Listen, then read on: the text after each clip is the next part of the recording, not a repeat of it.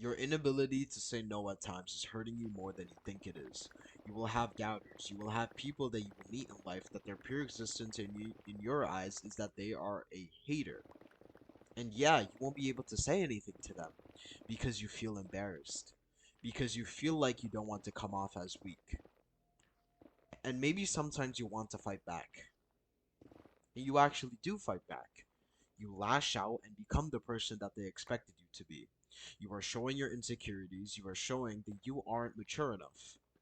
And I feel like this is an issue I have struggled with a lot. And I think this really comes down to sitting down with the emotion of anger.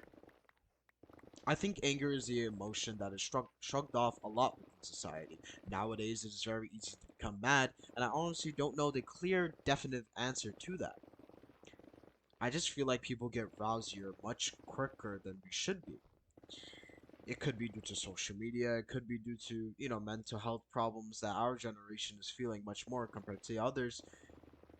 And these problems induce anger, and you start hearing things you might not want to hear. That could be the case. But what eventually happens is that people have started to argue more often without clear intention. And I think I have definitely had that issue where I would argue for the sake of arguing. And I wouldn't pull out of those conversations. I also think this happens so often where you, or maybe you, and your friend might disagree over something, but neither one of you just wants to say, okay, this doesn't matter. Nothing, it doesn't really matter. We can just move on. It doesn't affect our lives in any way. And what happens a lot of the time is that regardless of how much we say we have an ego or we don't have an ego, when we are put into those situations, ego does arise during arguments. And the biggest thing is are you letting your ego define you? Are you paying attention to how you might change and react to something you might not like? I do it myself, where even though nowadays I might not have an ego like I used to, or I might think I might not have an ego like I used to, but when I am in those situations where I might be arguing with someone, you know, if I disagree with them in something, I might come off as passive aggressive. And I think that actually happens so often. I think as you're growing up, especially in a generation like this, a lot of us come off as passive aggressive. We're taking shots and masking them as jokes. And I do that a lot, and that causes unnecessary tension at times. And this is where you really need to say no and just move away. Majority of the time, whenever you might disagree with someone, it realistically does not matter to the extent you might think it does at that moment. We tend to overshoot basic disagreements. And I guess that is human nature at times.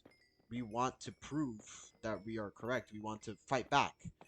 And I think that's like an emotion that, yes, it could be good at times if you are really passionate about what you're talking about, and if it really does affect you and your character. But there's a lot of things in life that just don't matter.